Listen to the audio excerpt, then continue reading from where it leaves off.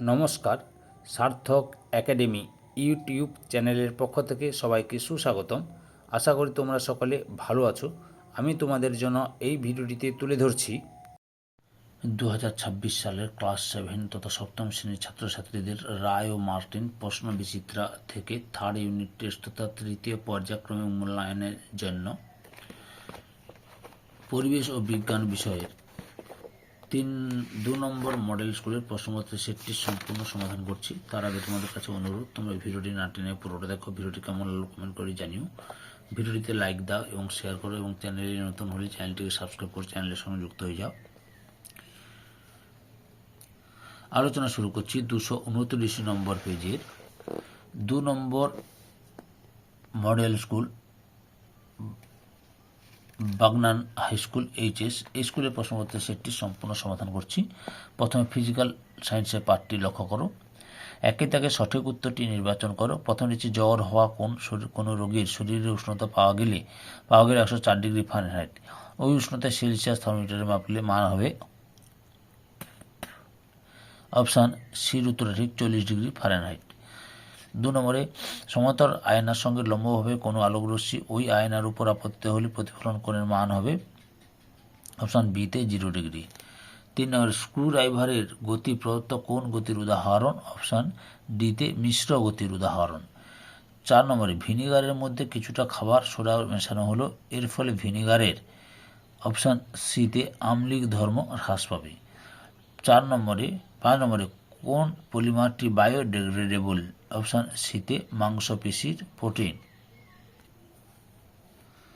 2 দাগে শূন্যস্থান পূরণ করো যে কোনো 5টি। প্রথমে রয়েছে পদার্থের অবস্থা পরিবর্তনের সময় পদার্থের ড্যাশ অপরিবর্তিত থাকে, উষ্ণতা। 2 নম্বরে সূর্য থেকে আগত আলোকরশ্মিকে ড্যাশ আলোকরশ্মি গুচ্ছ বলা যেতে পারে, সমান্তরাল। 3 নম্বরে তুমি স্থির হয়ে দাঁড়িয়ে আছো, তোমার কাছ থেকে কোনো আয়না 1 মিটার দূরে সরিয়ে নেওয়া হলো, তোমার প্রতিবিম্বে তোমার কাছে থেকে ড্যাশ মিটার দূরে হবে, 2 মিটার দূরে হবে।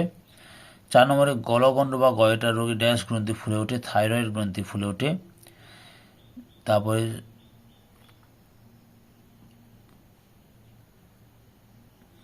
5 নম্বরে ড্যাশ জাতীয় যৌগ বহু সংখ্যক ছোট ছোট অণু জুড়ে তৈরি হয়, উত্তরটি দেখো।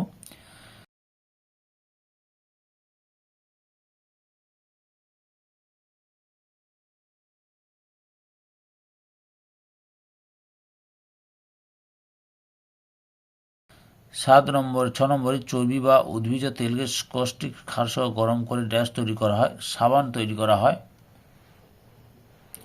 এবার 3 দাগে স্তম্ভগুলির মধ্যে সম্পর্ক নির্ণয় করো। প্রথমে পটাশিয়াম পরমাণু একটি ইলেকট্রন ছেড়ে দিয়ে ক্যাটায়ন দেয়। 2 নম্বরে লঘু HCl দ্রবণ মিথাইল অরেঞ্জ লাল রঙের। 3 নম্বরে নাইলন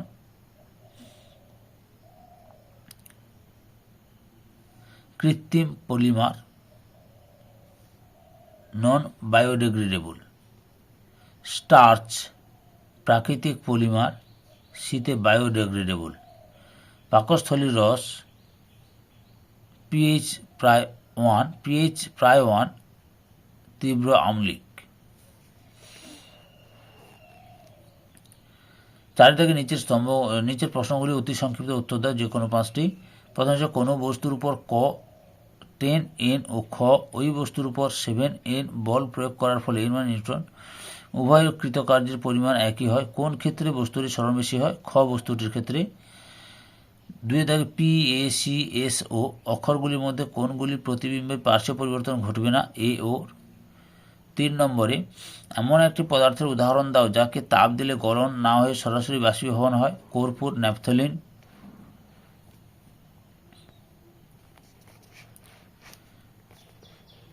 তারপরে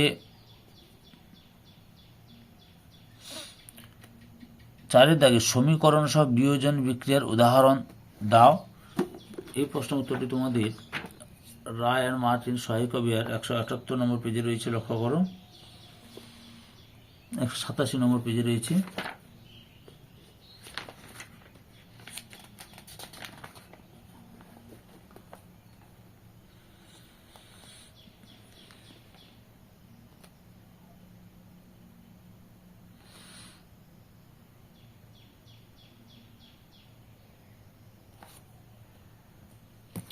উত্তরটি দেখো তোমরা, এই যে বিয়োজন বিক্রিয়ার উদাহরণ, এই যে যেমন এরা চুনাপাথরকে এখান থেকে শুরু করে এত পর্যন্ত লিখবে। 5 দাগে অ্যাসিড ক্ষার প্রশমন বিক্রিয়ার ব্যবহারিক প্রয়োগ একটি উদাহরণ দাও। উত্তরটি লক্ষ্য করো।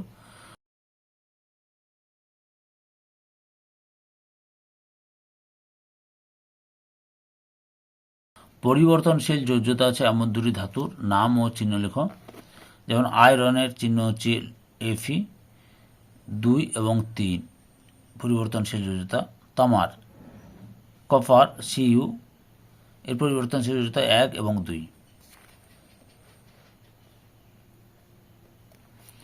5 দাগে নিম্নলিখিত প্রশ্নগুলির উত্তর দাও। প্রথমে রয়েছে এ, কোনো বস্তু দ্বারা গৃহীত বা বর্জিত তাপ কোন কোন বিষয়ের উপর নির্ভর করে।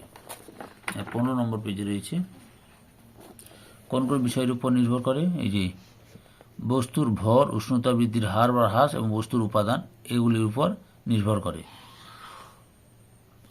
বি দাগে রয়েছে কোন উষ্ণতায় সেলসিয়াস ও ফারেনহাইট স্কেলের মান পাঠ সমান হবে -40°C উষ্ণতায়। অথবা এতে রয়েছে বরফ গলনের লিনতাপ 40 ক্যালোরি পার গ্রাম। বক্তব্যটি ব্যাখ্যা করো।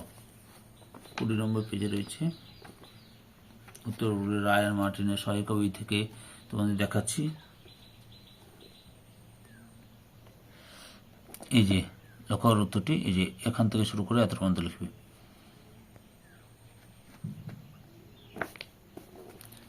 তারপরে রয়েছে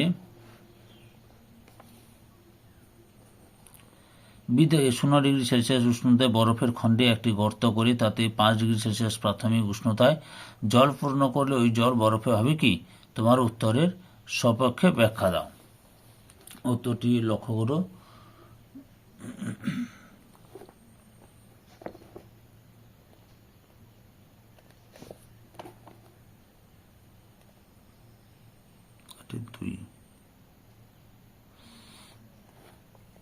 এই যে 8-2 লক্ষ্য করো।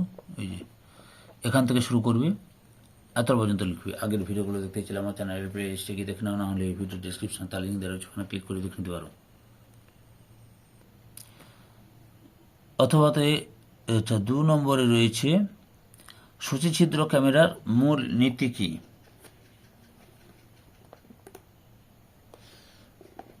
এই যে সূচিছিদ্র ক্যামেরার মূল নীতি, এখান থেকে শুরু করে এত পর্যন্ত লিখবে। রায়ান মার্টিনের সহায়িকা বই থেকে প্রশ্নের উত্তরগুলো দেখাচ্ছি।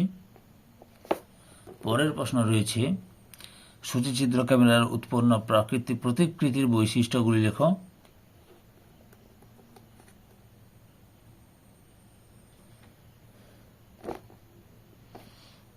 এই যে এখান থেকে শুরু করবে, দিয়ে এত পর্যন্ত লিখবে। পরের প্রশ্ন রয়েছে অথবা এতে আলোর প্রতিসরণ বলতে কি বোঝায়? উত্তরটি লক্ষ্য করো। আলোর প্রতিসরণ বলতে কি বোঝো? এখান থেকে শুরু করবে, পরপর দেখে নাও। এই ছবিটাও আঁকতে পারো তোমরা। এত পর্যন্ত লিখবে, বুঝতে পেরেছ? বির দাগে রয়েছে অ্যাম্বুলেন্স কথাটি অ্যাম্বুলেন্স গাড়িতে উল্টে লেখা থাকে কেন? উত্তরটি দেখো তোমরা। এই যে এখান থেকে শুরু করে এত পর্যন্ত লিখবে। চ্যানেলে নতুন হলে চ্যানেলটিকে সাবস্ক্রাইব করো, ভিডিওটিতে লাইক দাও, ভিডিওটি তোমাদের একই ক্লাসে বন্ধু বান্ধবীদের মধ্যে শেয়ার করো। পরের প্রশ্ন অথবা 3 এতে রয়েছে গড় বেগ ও গড় দ্রুতি বলতে কি বোঝো? আচ্ছা, প্রথমে গড় বেগ কাকে বলে লক্ষ্য করে দেখাচ্ছি। গড় বেগ কাকে বলে? এই যে গড় বেগ, এখান থেকে শুরু করে এত পর্যন্ত লিখবে। গড় বেগের সূত্র,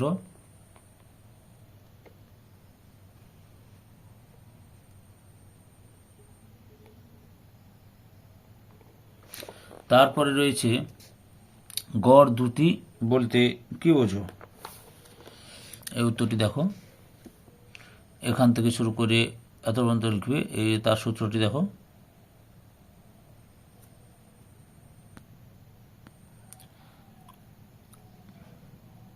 ত্বরণের এককে সময়ের একক দুইবার ব্যবহার করা হয় কেন?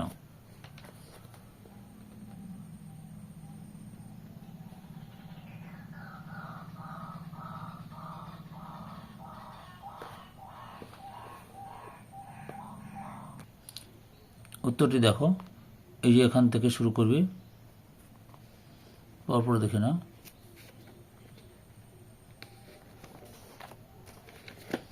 এতটা পর্যন্ত লিখবে।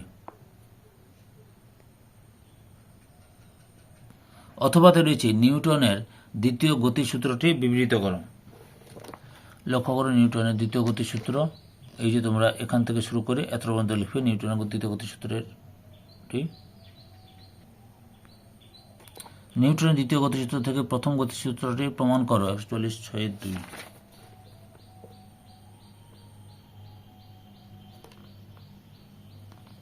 এই যে এখান থেকে এত পর্যন্ত লিখবে, সরি এখান থেকে লেখো এটা, তারপরে আবার এদিকে রয়েছে এত পর্যন্ত লিখতে হবে তোমাদের গতিসূত্রটি।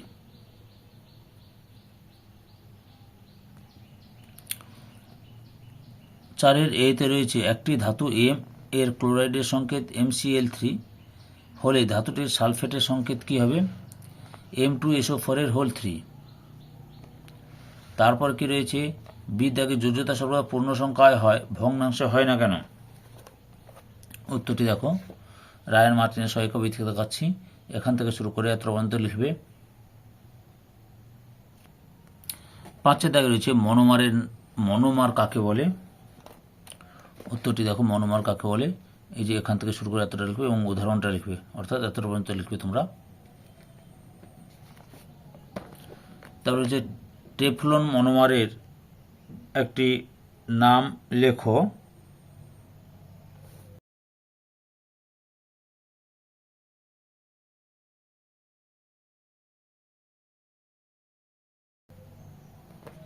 পরে রয়েছে পলিমার ব্যবহারের একটি অপকারিতা লেখো।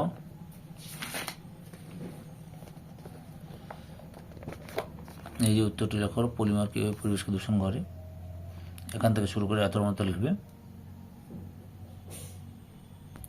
লাইফ সায়েন্সের বিভাগ, একে থেকে সঠিক উত্তর নির্বাচন করে লেখো। প্রথমে হচ্ছে কলকাতায় প্লেগ মহামারী আকার ধারণ করে।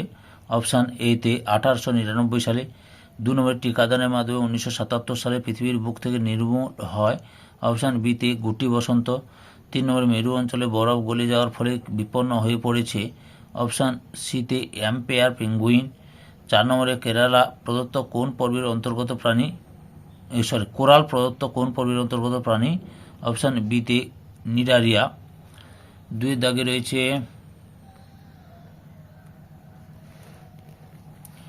শূন্যস্থান পূরণ করো। ইউনিসেফের সম্পূর্ণ নাম কি? এটা তোমাদের সহায়িকা বই থেকে দেখাচ্ছি, 454 নম্বর পেজে রয়েছে। ইউনিসেফের পুরো নাম লক্ষ্য করো, ইউনিসেফের পুরো নাম কি? United Nations International Children's Emergency Fund. রক্তের একটি প্লাজমা প্রোটিন হল ড্যাশ অ্যালবুমিন। 3 দাগে স্তম্ভ 1 এবং স্তম্ভ 2 মেলাও। সিনকোনা, কুইনাইন, ধুতুরা, ডাটোরিন, সর্পগন্ধা, রিসারপিন, ক্যাফিন। 4 দাগে সংক্ষেপে উত্তর দেয় যে কোনো 4টি। প্রদত্ত বৈশিষ্ট্যের উপর ভিত্তি করে অ্যানোফিলিস মশা ও এডিস মশার মধ্যে পার্থক্য লেখ।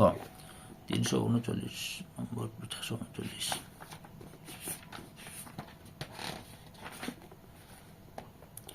উত্তরটি দেখো তোমরা,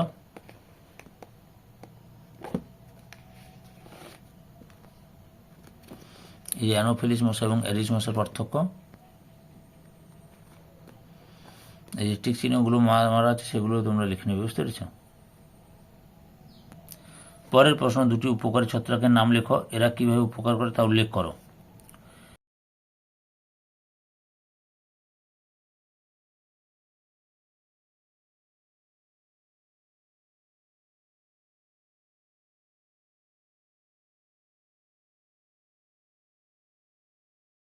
তিন নম্বরে বিশ্ব উষ্ণায়নের সংজ্ঞা দাও।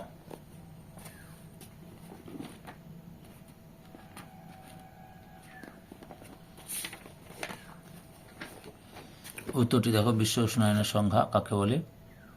এখান থেকে শুরু করে এত পর্যন্ত লিখবে। আগের ভিডিওগুলো দেখতে গেলে আমার চ্যানেলের প্লেলিস্টে গিয়ে দেখে নাও, না হলে এই ভিডিও ডেসক্রিপশনে তার লিঙ্ক দেওয়া রয়েছে, ওখানে ক্লিক করে দেখে নিতে পারো।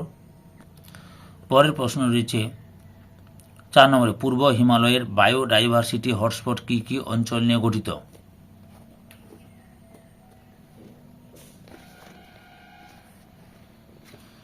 লিখবে সিকিম, দার্জিলিং, ডুয়ার্স, তরাই অঞ্চল। পরের প্রশ্ন, কোন খনিজ মৌল মানবদেহে জলের পরিমাণ নির্দিষ্ট রাখতে সাহায্য করে? সোডিয়াম। এরপরে 5 দাগে রয়েছে কালো মাছি কি রোগ ছড়ায়?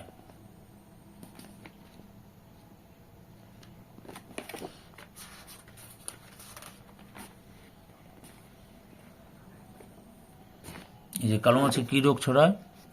কি অঙ্কোসার্কিয়াসিস। অঙ্কোসার্কিয়াসিস। জলের দ্রবণে ভিটামিনগুলির নাম লেখো। ভিটামিন সি ও ভিটামিন বি কমপ্লেক্স। 6 দাগে গঙ্গার শুষ্ক বিপন্ন হয়ে পড়ার কারণ কি?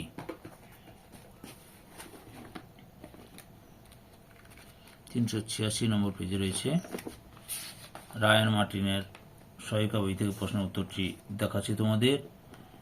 গঙ্গার শোষক, এই যে উত্তরটি লক্ষ্য করো, যে শিল্প, কৃষিক্ষেত্র, এখান থেকে শুরু করে এতটা পর্যন্ত লিখবে।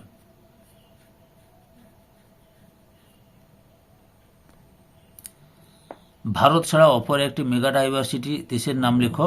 ব্রাজিল। 5 দাগে যে কোনো 2টি প্রশ্নের উত্তর দাও। প্রথম উদাহরণসহ খাদ্য জালের সংজ্ঞা দাও। উত্তরটি লক্ষ্য করো তোমরা।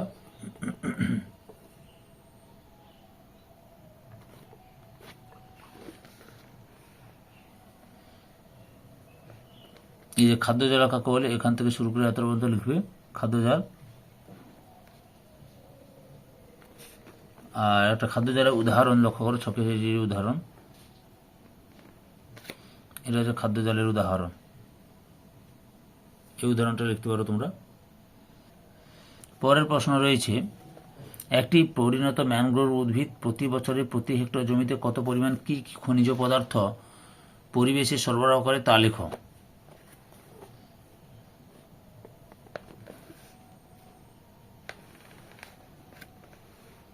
এই যে উত্তরটি দেখো, এখান থেকে শুরু করে এত পর্যন্ত লিখবে।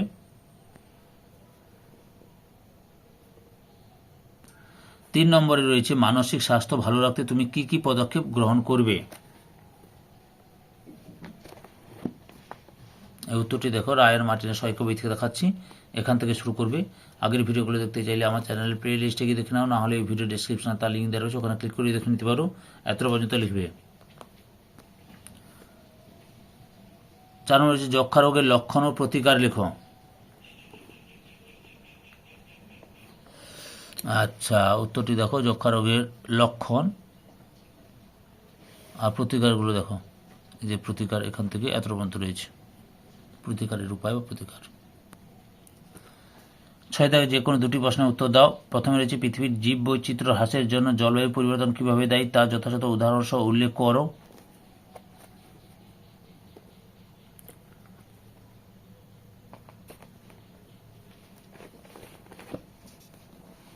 এই যে এখান থেকে শুরু করবে।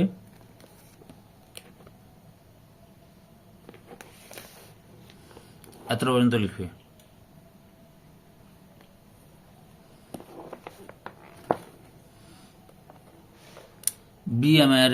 বিএমআই এর সম্পূর্ণ নাম কি? Body mass index. Body mass index. তারপরে 2 দাগে রয়েছে, মশার মুখ্য অঙ্গগুলির নাম লেখো এবং এই সকল অঙ্গ কিভাবে রক্তপানে সাহায্য করে তা উল্লেখ করো। রায়ান মার্টিনের সহায়িকা বই থেকে প্রশ্নের উত্তরগুলো দেখাচ্ছি। এই যে লক্ষ্য করো তোমরা, এই যে মশার মুখ্য অঙ্গগুলির নাম এবং মুখ্য অঙ্গের কাজ পরপর দেখে নাও। এই ছকটা তোমরা তুলে ধরবে পুরো। এত পর্যন্ত লিখবে। 3 নম্বরে রয়েছে, ক্যাম্পাইলোব্যাকটেরিওসিস রোগটি কিভাবে সংক্রমণ ঘটায় তা লেখো। উত্তরটি রায়ান মার্টিনের সহায়িকা বই থেকে দেখাচ্ছি, লক্ষ্য করো তোমরা।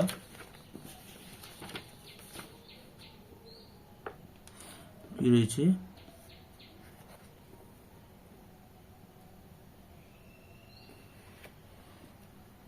উত্তরটি দেখো, তোমাদের দেখাচ্ছি। এই যে ক্যাম্পাইলোব্যাকটেরিওসিস জীবাণু প্রকৃতির নাম। আচ্ছা, এই কীভাবে সংক্রমণ হয়, যে সঠিক তাপমাত্রায় রান্না না করা প্রোটিন, পোলট্রিজাত খাবার ও পাস্তুরাইজ না করা দুধ খেতে থেকে এগুলো হয়, এই রোগটি ছড়ায় আর কি। পরের প্রশ্ন, অ্যাজিনোমোটোযুক্ত খাবার অনেক দিন ধরে গ্রহণ করলে কী কী সমস্যা হতে পারে? উত্তরটি লক্ষ্য করো, এই যে এখান থেকে শুরু করে এত পর্যন্ত লিখবে।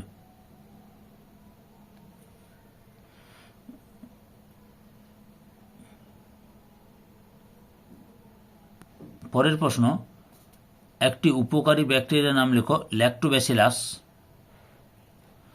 4 নম্বর, মৃত্তিকা সংরক্ষণ ও জলবায়ুর স্থিতাবস্থা বজায় রাখতে জীববৈচিত্র্যের গুরুত্ব উল্লেখ করো।